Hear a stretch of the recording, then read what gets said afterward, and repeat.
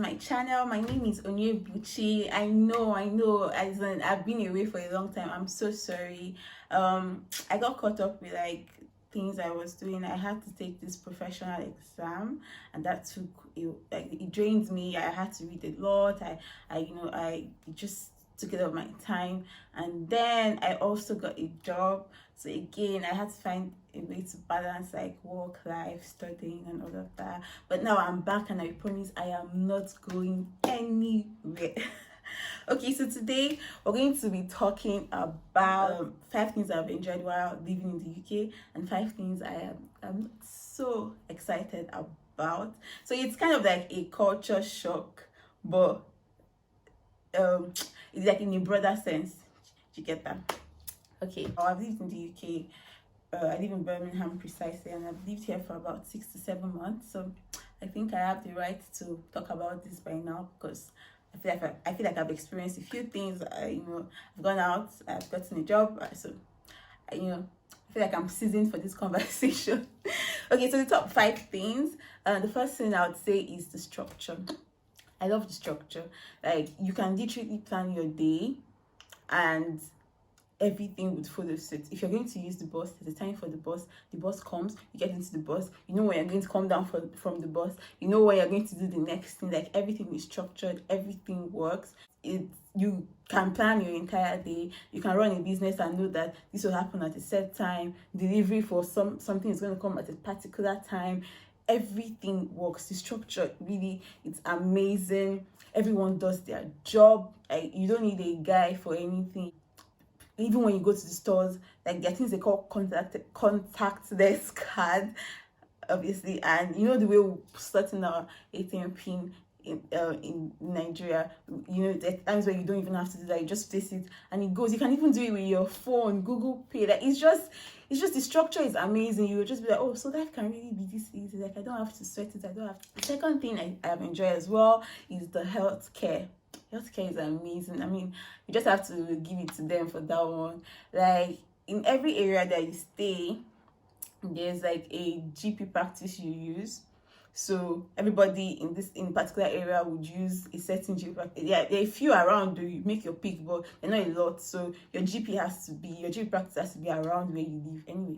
So when you select the one you want to be using, it's just a great thing. Like, you can call the hospital for the littlest of things. If you're even feeling sad, depressed, if you're confused about something that has to do with your medical life, you can call your GP, you can speak to them. So the doctors are like your friend, but in a health way. So there's nothing you can't discuss. Like, it's so easy. Like, you know how in Nigeria you need that doctor friend to call. Like, I get malaria. No need for that. Call your GP. Nobody needs anybody. You can just go ahead with your life. You don't need no one, because there's a structure and there's everything for everyone. So the healthcare is superb. It's very accessible. It's not as expensive as America. People really use the ambulance, and you don't have to pay for that. So they are here to take care of you. Any small thing. One day I just got to myself, I'm like, should I call the ambulance? So the next thing would be the fact that it's such a beautiful country. The sky is so blue and beautiful. The sun hits just right for that perfect picture or selfie. Everything works. Like, the houses are done properly. There's council to ensure that streets are clean.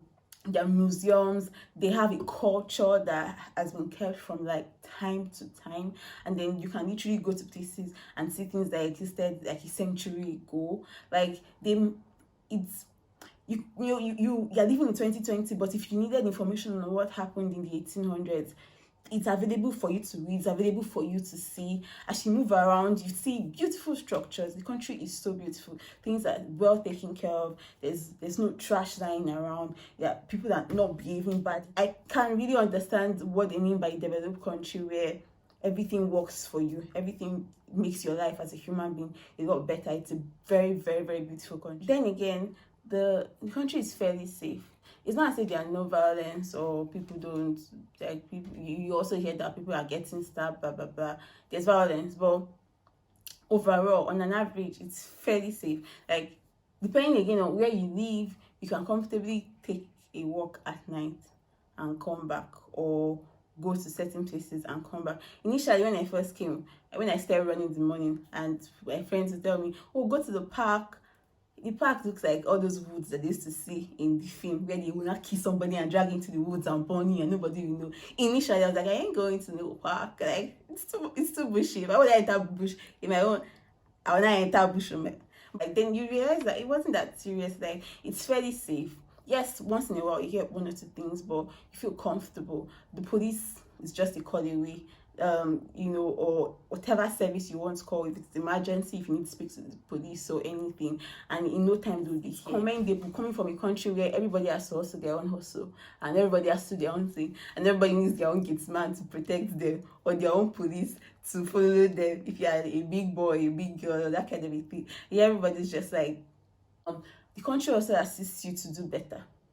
You don't need to gather a lot of money to buy house, or you don't need to gather plenty money to buy a car. Like, there are ways they would help you with mortgage loans. You can get a car and pay little by little, and you don't need to. It's a structural thing. Like, even when you are searching for a car, there are options to either do like hire purchase or something they call PCP. Like, the country supports you to live your best life. There are poor people, yes, of course, but the standard of living for everybody is the same thing. We go to the same stores to buy the same thing. We eat the same food. We use the same park. There is no gap between a rich person and a poor person. Everybody talks to each other the same way. There's mutual respect for humans. There's mutual respect for every single person, and with that, you find out that people don't have that complex, and people are less angry. Because what are you angry about? Like, life is good. You won't talk to me and I won't talk to you. We respect each other. We read each other into money. There's no that hierarchy of, you have money, who's your father, all these type of things. Absent. So yeah, so those are the 5 great things I've enjoyed about whilst I've lived in the UK for now. So now we're going to turn to the part that I haven't really enjoyed since I moved in here. So the first thing again is still structure. Structure is good, but I don't know if I'm too Nigerian. It's just sometimes you just miss how, like, so many times when I want to take the bus and I miss the bus, I'm like, oh God of mercy, no bus again. When they say the bus is 10:05, you better be there by 10:04, because by 10:05 the bus will rather leave empty than wait for any. Like, you have to be at the bus stop on time if no bus will leave you. You know how you go to the shop to buy something in Nigeria and they'll give you nylon as they're coming. If you don't go with nylon to the store, you either buy nylon, which annoys me. When I buy nylon, I'm so upset. So as I'm going to the store, I'm packing my nylon bags, 1, 2, 3, depending on how much I'm buying, because they will not give you nylon for free. And that's because it's not so good for the environment. So they're trying to discourage people from doing that. So they don't want to keep giving people nylon so that they can have more nylons and then the environment suffers. So you either come your nylon or you buy nylon. Now, when you think about buying nylon, you're like, I didn't really want to waste that money. And each nylon, I think, is about 60 pence, which is like 270 naira, on top one nylon. So you better go with your own nylon. So those same structures that are so great here, coming from a country where things are, you're like, why is this happening? Why am I buying nylon? Like, this is hard. So it's hard to get used to. Well, I mean, I guess it will feel better after a while, but like, I still struggle with this. Then second part is, it's a bit boring living abroad. I don't know if it's same thing for other countries, but it's boring, especially if you live in a community that is dominated by white people. It's boring, basically. You miss your family. You miss just being able to, wake up, drive to your friends' house, gist, do different things. Feels like you're alone most of the time. And then even when you're with people, you feel like you're with people who don't necessarily get you. So it can be very boring. Food is not necessarily a problem, like African food, because they're African stores, but the same African stores do not have every single thing that you necessarily get from Nigeria. And that's because, first of all, most of the things are in the African stores for some reason that I don't understand. They got their product, or they get their food from other African countries, not Nigeria. I don't know if it's our custom and immigration that is so expensive or so hard, but you walk into an African store and you can hardly see anything that was actually made in Nigeria. So even when you're eating African food, you're not really tasting your Nigerian effect inside. Then again, what I've also noticed is that when you live abroad, people back home just think that you're fine, you're living your best life, you're abroad now. Everybody thinks you are doing which you are doing anyway. It's not that there's a problem, but people now tend to forget that you're probably not talking to anybody. So everybody thinks that you're doing well, you're fine. Nobody's calling you as much. You know, your friends are moving on in their lives. So you're just like, oh, I'm so bored, or I wish there was somebody to talk to. And even though you have other white neighbors and all of that, sometimes you just need somebody who speaks like you, who understands the sarcasm that you are speaking, and you can be sarcastic back towards to someone that is, if I can say, relatable. You just miss that. So it can be very, very, very, very boring moving abroad. Even if you have other Nigerian friends and colleagues, sometimes you have to travel to meet them. And if you have a job and you have other things that you're doing, you have to structure these things more. So to see them is once in a while. And, you know, it's just, and people here also tend to live on their own a lot. Like they would say, oh, good morning, hi, hello, are you alright? But that's all. No long conversation. The third thing would be the weather. It is awfully cold. However, I haven't necessarily experienced how cold it is because I came just before summer started. Even though I saw what it felt like by here, it can be really, really bad. So I can't really relate so badly. And the last one on my list is racism, subtle racism. So it's not as bad as America, nowhere close, anyways. But it's just there. It's almost in your face, but it's not said. It's said in the most polite way. Like sometimes it's just simple things, like people just expect that, oh, you speak with an African accent, you probably don't know much about life or the world. You're probably more uncivilized.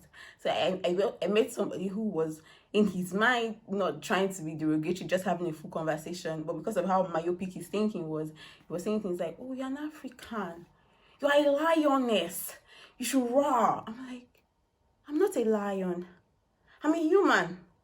I don't want to roar. Do you know much about Africa more than Lion King?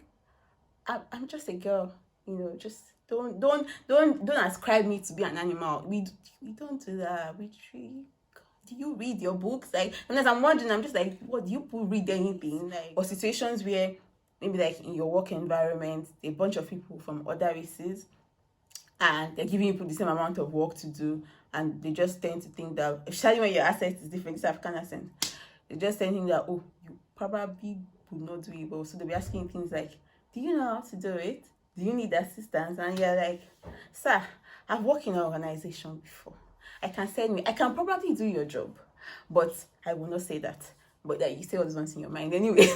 So it's just people just not expecting you to be civilized enough or to be informed. And I don't blame them. It's what the media portrays. Like, you see them talking about Africa, is one child with fly that is in his eye, that they cannot remove the fly, that they'll be showing as Africa. When meanwhile, Africans are boarding, traveling the world, doing excelling in their career, doing things, inventing things. But the media portrays Africa to look bad, so they just tend to people just tend to look at you like you either don't know what you're doing, you're either a miscreant, you're either uninformed, or you're either not very civilized.